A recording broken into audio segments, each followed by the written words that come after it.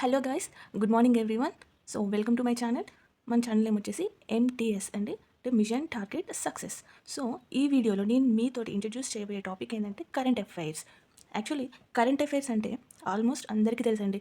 8 to 10 years నుంచి prepare అవుతున్న ప్రతి ఒక్కరికి కూడా దీనిపైన చాలా అవగాహన ఉంటుంది. అండ్ మోర్ ఓవర్ ఇలాంటి టాపిక్స్లోనే ఎక్కడో ఒకచోట మనకు తెలియకుండా ఒక బిట్ రాంగ్ చేస్తామో అక్కడే మన మార్క్స్ లాస్ అయ్యే అవకాశం అనేది ఖచ్చితంగా ఉంటుంది.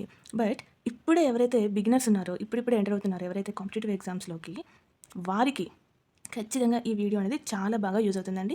సో ఎక్కడ కూడా స్కిప్ చేయకుండా నేను చెప్పబోయే ఈ టాపిక్స్ని ఒక్కసారి మీరు చూడండి. దానివల్ల మీకు ఏమవుతుందంటే, సో ఒక టాపిక్ తీసుకొని, ఒక కరెంట్ అఫేర్ టాపిక్ తీసుకొని దానిలో ఉన్న స్టాటిక్ బిట్స్ కూడా మనం ఎలా లింకప్ చేసుకోవాలి, స్టాటిక్ జీకోతో ఎలా లింకప్ చేసుకోవాలనేది ఎవరికైతే తెలియదో వారికి ఈ వీడియో ద్వారా తెలుస్తుంది. సో మీకు ఒక అవగాహన అనేది వస్తుంది. అసలు కరెంట్ అఫైర్స్ అనేది ఒక సబ్జెక్ట్ లాగా ఎప్పుడు ట్రీట్ చేయొద్దండి. మన స్టాటిక్ జీకే ఉన్న జీకేనే ఎప్పటికప్పుడు అది అప్డేట్ అవుతూ ఉంటుంది. సో దాన్ని మనం కరెంట్ అఫైర్స్ అని చదువుతాం. బట్ అది సపరేట్ సబ్జెక్ట్గా ఎప్పుడు కూడా ట్రీట్ చేయొద్దు. సో మీకోసం ఇవాళ ఈ 2-3 డేస్లో జరిగిన కొన్ని కరెంట్ అఫైర్స్ మీద డిస్కస్ చేస్తానండి. ఇది మీకు ఎవరైతే బిగినర్స్ ఉన్నారో వాళ్ళకి చాలా బాగా యూజ్ అవుతుంది. అండ్ నోట్స్ కూడా ఎలా ప్రిపేర్ చేసుకోవాలని ఒక అవగాహన అనేది కూడా వస్తుంది.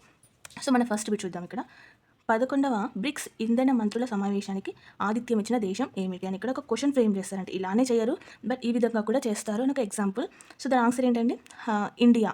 ఎక్కడ? హర్యానా, గురుగ్రామ్. సో మరి ఇది ఒకటి కరెంట్ అఫేర్ బిట్. ఇందులో మనకి స్టాటిక్ జీకే పాయింట్స్ రెండు వచ్చినాయి. ఏంటవి? హర్యానా ఒకటి అండ్ బ్రిక్స్. మరి హర్యానా అనేది స్టేట్ ఆబ్వియస్లీ మనందరికీ తెలుసు.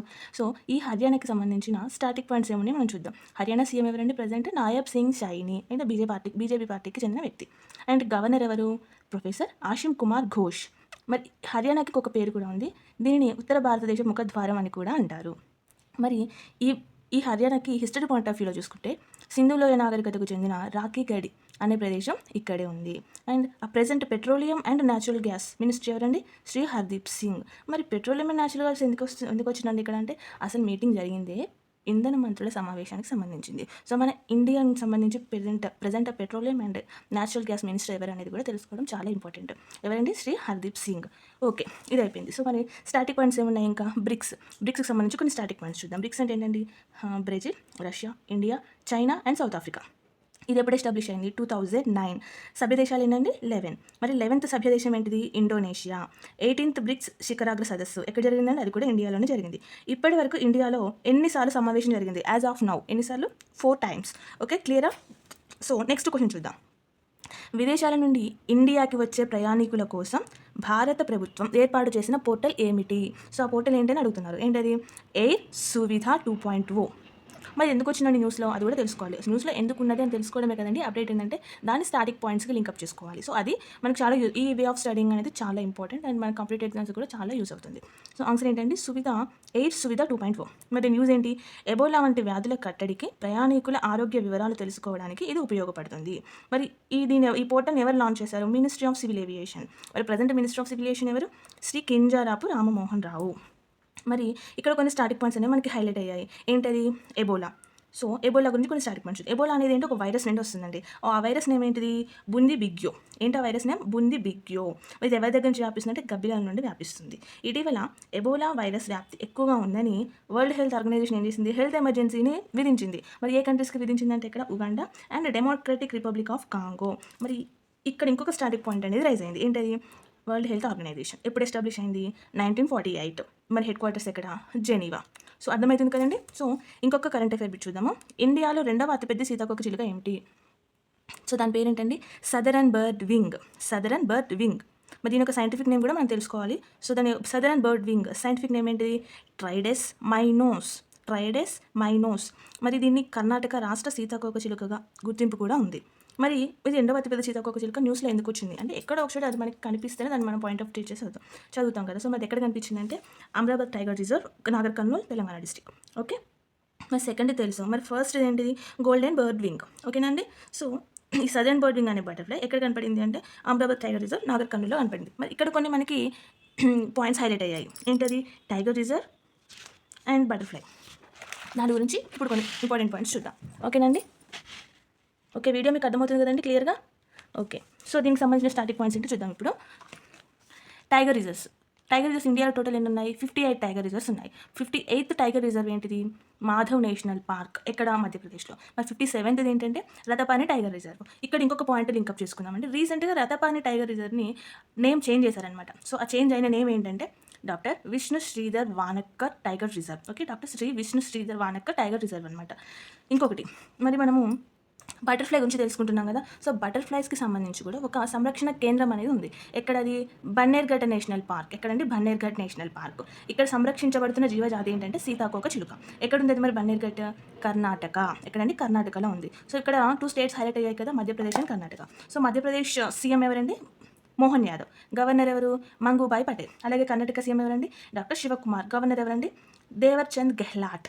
సో 4th పాయింట్ చూద్దాము. ఇంటర్నేషనల్ బిగ్ క్యాట్ అలయన్స్ IBCAలో ఇటీవల చేరిన 27వ సభ్య దేశం ఏది అని అడుగుతున్నారు.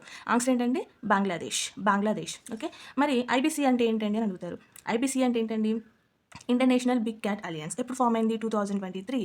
ఎవరు మరి దీనికి స్టార్ట్ చేసిందంటే ప్రైమ్ మినిస్టర్ నరేంద్ర మోదీ గారు. ఓకేనా, మన ప్రైమ్ మినిస్టర్ అనేది స్టార్ట్ చేశారు. మరి దీని హెడ్ క్వార్టర్ ఎక్కడ ఉంది? న్యూఢిల్లీలో ఉంది. ఓకేనండి, ఇందులో 7 ప్రధాన జాతులు ఉంటాయి అనమాట. 7 ప్రధాన క్యాట్ పులులకు సంబంధించిన 7 ప్రధాన జాతులు ఇందులో ఇంక్లూడ్ అయి ఉన్నాయి. సో ఈ 7 ప్రధాన జాతులు, పులి జాతులు ఏంటో నాకు కామెంట్ సెక్షన్లో మెన్షన్ చేయండి. ఖచ్చితంగా మీ కామెంట్స్కి నేను రిప్లై ఇస్తాను. మీకు తెలుసుంటే ఖచ్చితంగా ఈ 7 ప్రధాన జాతులు ఏంటో కామెంట్ సెక్షన్లో మెన్షన్ చేయండి. ఓకేనా, ఇప్పటివరకు మా సభ్య దేశాలు ఎన్ని అయ్యాయండి? ఇంక్లూడింగ్ బంగ్లాదేశ్ ఎన్నోది? 27 సభ్య దేశాలు అయ్యాయి. మరి ఆవాస దేశాలు ఏంటిది? 97. మరి ఏంటండి అని అడుగుతారు. సభ్య దేశాలు అంటే ఇప్పుడు మనకి IBCAలో ఎన్ని సభ్యత్వం తీసుకున్నాయని కిందకి వస్తుంది. మరి ఈ ఆవాస దేశాలు అంటే ఈ 7 ప్రధాన జాతులకు సంబంధించిన పులులు ఎన్ని దేశాల్లో మనకి ఉన్నాయి అనేది రిప్రజెంట్ చేస్తుంది అనమాట ఈ నెంబర్ 97. ఇందులో పాకిస్తాన్ అనేది సభ్య దేశం కాదు. ఓకేనా, సభ్య దేశాలు వేరే, ఆవాస దేశాలు వేరే. రెండింటికి డిఫరెన్స్ అనేది చాలా ఇంపార్టెంట్. మరి ఇక్కడ 2 నెంబర్స్ మనకి హైలైట్ అయ్యాయి, 27 and 97. వీటి గురించి మనం స్టాటిక్ జీకేకి లింకప్ చేద్దాం. ఓకేనా, సో పాలిటీ వైజ్గా చూసుకుంటే 97th కాన్స్టిట్యూషనల్ అమెండ్మెంట్ యాక్ట్ ఎప్పుడు వచ్చిందని? 2011. మరి ఇది ఏం చేసిందంటే సహకార సంఘాలకు రాజ్యాంగ హోదా, రక్షణ అనేది కల్పించింది. అందులో ఫండమెంటల్ రైట్స్లో 19(1) క్లాస్ C అనే ఆర్టికల్ యాడ్ అయింది. Directive principles of state policy అంటే ఆదేశిక సూత్రాల్లో 43B అనే ఆర్టికల్ అనేది యాడ్ అయింది. పార్ట్ 9Bలో దీని గురించి డిస్క్రైబ్ చేయడం అనేది ఉంది. ఓకేనా, from article 243ZH to 243ZT. And ఇక్కడ 27 ఆర్టికల్ 27 మనకి ఏం చెప్తుంది? మతపరమైన పన్నుల నిషేధం. అంటే ఏదైనా పన్నులు వసూలు చేసినప్పుడు ప్రత్యేకించి ఒక మతానికి కోసమే ఉపయోగించకుండా, అలాగే ప్రత్యేకించి ఒక మతం కోసమే పన్నులు వసూలు చేయడం అనేది నిషేధం అని ఈ ఆర్టికల్ 27 అని చెప్తుంది. ఈ ఆర్టికల్ 27 ఎక్కడి నుంచి వచ్చిందంటే ప్రాథమిక హక్కుల ఫండమెంటల్ రైట్స్ నుండి వచ్చింది. సో ఇది నెక్స్ట్ 5th పాయింట్ చూద్దాం. ఇటీవల ఇండియా తన స్వదేశీ పరిజ్ఞానంతో DRDO అభివృద్ధి చేసిన వ్యవస్థ ఏమిటి? ఏంటంటే అది ఆ వ్యవస్థ పేరేంటిది? నేత్ర AEWC. సో దీని ఫుల్ ఫామ్ ఏంటో తెలుసుకుందాము. Airborne early warning and control. మరి దీన్ని ఐ ఇన్ ద స్కై అంటే నింగిలో కన్ను అని కూడా అంటారు. సో మరి దీన్ని ఇది ఎవరు ఆపరేట్ చేశారంటే ఇండియన్ ఎయిర్ ఫోర్స్. ఇది న్యూస్లో ఉంది మనకి. సో ఇదేంటంటే దూరంగా ఉన్న మనకి టార్గెట్స్ ఉంటాయి కదండి, అవి ముందుగానే ఐడెంటిఫై చేస్తుంది అనమాట. ఎక్కడి నుంచి? ఆకాశంలో నుంచి దూరంగా శత్రు దేశాల నుంచి ఎలాంటి టార్గెట్స్ ఏవైతే ఉన్నాయో అవి ముందుగానే మనకి ఐడెంటిఫై చేస్తుంది. సో ఇది మన ఇండియా స్వదేశీ పరిజ్ఞానంతో డెవలప్ చేసింది. ఓకేనా, మరి ఇక్కడ 2 స్టాటిక్ పాయింట్స్ మనకి కనిపిస్తున్నాయి. DRDO and Indian air force, ఈ 2 ఆర్గనైజేషన్స్ కనిపిస్తున్నాయి. సో వీటి స్టార్ట్అప్ ఏంటి చూద్దాం. Defence research development and organisation 1958. మరి దీని హెడ్ క్వార్టర్ అంటే 1958 ఇయర్లో ఎస్టాబ్లిష్ చేశారు. అండ్ హెడ్ క్వార్టర్ ఎక్కడ? న్యూఢిల్లీ. పేరెంట్ ఆర్గనైజేషన్ ఏంటంటే మినిస్ట్రీ ఆఫ్ డిఫెన్స్. ఓకే, మరి ఈ DRDO ప్రెజెంట్ చైర్మన్ ఎవరున్నారు? రాజేష్ కుమార్ సింగ్. ఎవరండి? Rajesh Kumar Singh. And next Indian air force chief ఎవరండి? Present Amarpreet Singh. Okay, head quarter ఎక్కడ ఉంది? న్యూఢిల్లీ. సో మీకు నేను ఇచ్చే ఒక క్వశ్చన్ ఏంటంటే మరి DRDO 1958లో ఎస్టాబ్లిష్ అయింది. ఫస్ట్ చైర్మన్ ఎవరో మీరు చెప్పాలి. అలాగే present ministry of defence minister ఎవరున్నారో కూడా నా కామెంట్ సెక్షన్లో మెన్షన్ చేయండి. సో మీ ఇన్వాల్వ్మెంట్ ఉంటే కూడా మీకు ఇంకా బాగా పాయింట్స్ గుర్తుంటాయి. అలాగే మీకు తెలిసిన స్ట్రాటజీకి కూడా ఇలా ప్రతి ఒక్క కరెంట్ అఫేర్కి లింకప్ చేసుకుంటే మీకు సపరేట్గా చదవాల్సిన అవసరం ఉండదండి. ఓకేనా, ఇలా మీకు స్ట్రాటజీకి కూడా కవర్ అయిపోతుంది. And air chief Amarpreet Singh head quarters New Delhi. First air chief ఎవరో కూడా నా కామెంట్ సెక్షన్లో మెన్షన్ చేయండి. ఓకేనండి, సో ఈ 5 క్వశ్చన్స్ మీకు బిగినర్స్కి అయితే అది ఎలా చదవాలి, అసలుకి దీనికి స్టార్టప్ పాయింట్స్ ఎలా లింకప్ చేసుకోవాలి అని ఒక ఐడియా కోసం అనేది చాలా బాగా ఉపయోగపడుతుందండి. అస్సలు మిస్ చేసుకోకండి ఈ సెషన్ని. అండ్ మీకు ఈ వీడియో కనుక నచ్చినట్లయితే దయచేసి లైక్ చేయండి, షేర్ చేయండి అండ్ సబ్స్క్రైబ్ చేసుకోండి. మీకు ఇలాంటివి ఇంకా చాలా మంచి వీడియోస్ అనేది నేను ప్రొవైడ్ చేస్తానండి. నోట్స్ ఎలా ప్రిపేర్ చేసుకోవాలో కూడా మీకు డీటెయిల్గా చెప్తాను.